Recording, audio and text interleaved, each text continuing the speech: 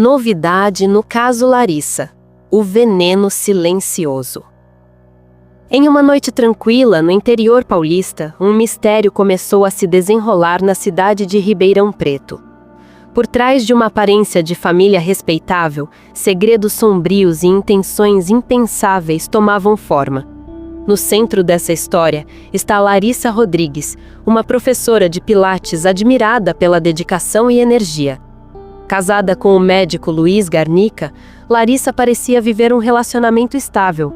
Mas sob a aparência de harmonia, algo profundamente errado estava prestes a vir à tona.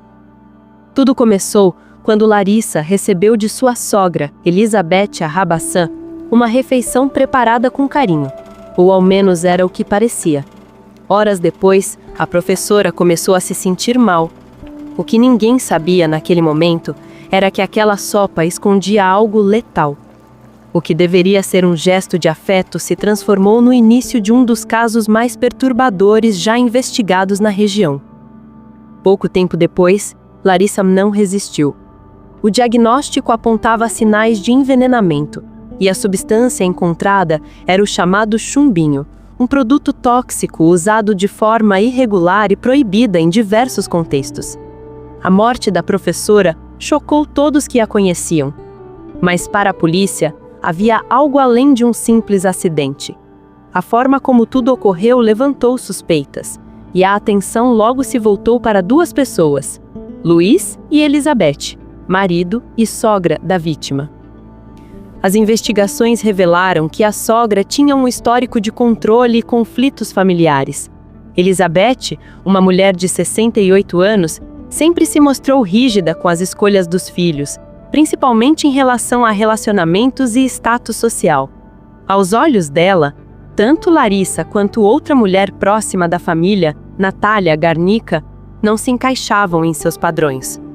Natália era filha de Elizabeth, irmã de Luiz, uma mulher independente, médica veterinária, conhecida por sua sensibilidade e amor aos animais. Mas seu destino também seria trágico. Segundo as investigações, Elizabeth não apenas teria planejado o envenenamento da nora, mas também da própria filha. A história começou a se entrelaçar de forma sombria quando o SAMU, chamado para atender a ocorrência envolvendo Natália, relatou detalhes que contradiziam a versão dada por Luiz. Ele afirmava ter tentado reanimar a irmã, dizendo que ela estava deitada e que havia realizado massagem cardíaca. Mas os socorristas encontraram uma cena completamente diferente. Natália estava sentada na cama, com as mãos apoiadas nos joelhos, a boca semi-aberta e o corpo sem sinais de ter recebido qualquer tipo de reanimação. Essa contradição foi um dos pontos que fizeram a polícia duvidar das palavras do médico. Durante o inquérito, os agentes descobriram que um dia antes da morte de Natália, Elizabeth havia feito pesquisas no celular sobre substâncias tóxicas e métodos de envenenamento. O material encontrado no corpo da filha confirmava a presença do mesmo produto que causou a morte de Larissa. Com isso, os investigadores começaram a enxergar um padrão assustador. Duas mulheres próximas à mesma pessoa e ambas com a sogra e mãe presentes antes de falecerem. A motivação, segundo as autoridades, seria financeira e também emocional. Elizabeth, endividada e enfrentando dificuldades, via na perda da filha uma maneira de garantir parte dos bens de Natália. Além disso, havia o fator de controle. A veterinária planejava retomar um relacionamento com um antigo namorado, alguém que a mãe considerava fora do padrão da família. Para Elizabeth, aquilo era inadmissível. Ela desejava que a filha se unisse a alguém de prestígio, alguém que mantivesse o nome da família em destaque. Com o tempo, as investigações mostraram que o filho, Luiz, também tinha um papel importante nesse enredo sombrio. Para a polícia, ele não apenas deixou de socorrer a irmã, mas também colaborou no plano que tirou a vida da esposa. As provas reunidas incluíam contradições nos depoimentos, histórico de comportamento e indícios de que ambos tinham algo a contar. Enquanto isso, a sociedade observava, perplexa. A família Garnica, antes conhecida pela posição social e aparência de respeito, agora estava no centro de um dos casos mais chocantes da região. O Ministério Público passou a acompanhar o caso, considerando a atuação conjunta entre mãe e filho em 2 mortes. Durante o depoimento à justiça, Elizabeth negou qualquer envolvimento, e Luiz tentou jogar toda a responsabilidade sobre a mãe. Ele alegava ser apenas mais uma vítima das circunstâncias, mas as evidências apontavam o contrário. Um detalhe que chamou a atenção dos investigadores foi o comportamento de Elizabeth após a morte da filha. Pouco tempo antes da tragédia, ela tinha deixado Ribeirão Preto e se dirigido até Pontal, cidade onde Natália morava. O motivo era confrontá-la sobre a decisão de reatar com o antigo namorado. Testemunhas relataram uma discussão acalorada entre mãe e filha pouco antes do falecimento.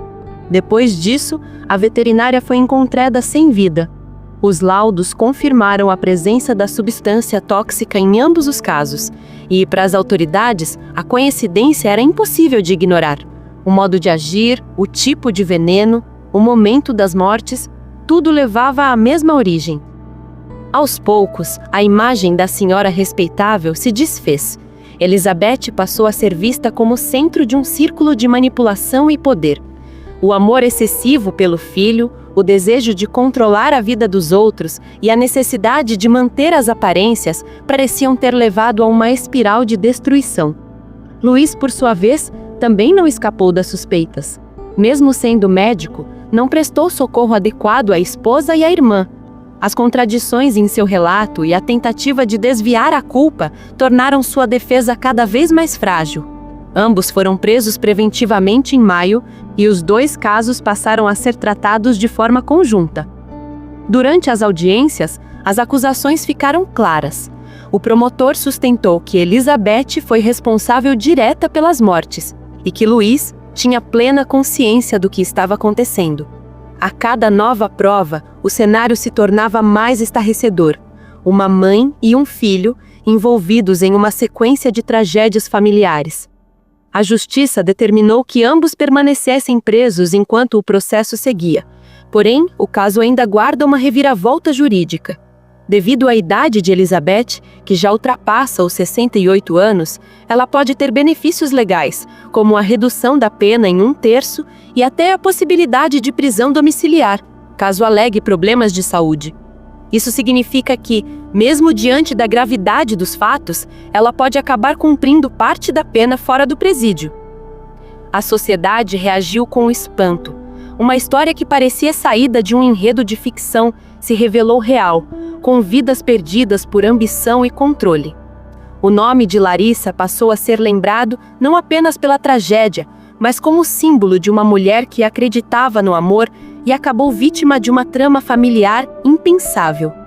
Hoje, tanto Larissa quanto Natália têm suas memórias preservadas por quem as amavam.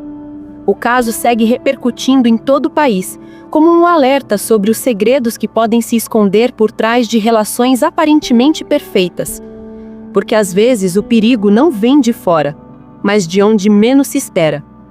E foi exatamente isso que aconteceu no caso Larissa, um enredo real, repleto de mistério, manipulação e ganância, onde o veneno mais letal não foi apenas o químico, mas o que se escondia no coração humano.